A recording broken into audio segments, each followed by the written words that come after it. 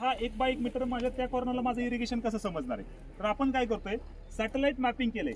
तर हा डेटा आणि सॅटेलाइटचा डेटा हा कोरिलेट होतो एकमेकांशी.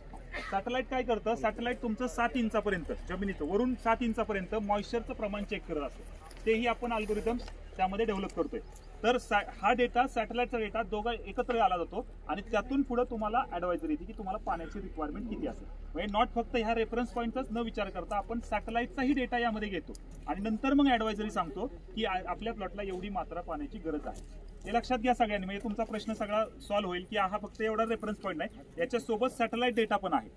आणि येणारा अजून पुढचा जो काळ म्हणजे आता आपण त्याच्यावरती काम सुरू केलेलं आहे ऑलरेडी, हायपरस्पेक्ट्रल.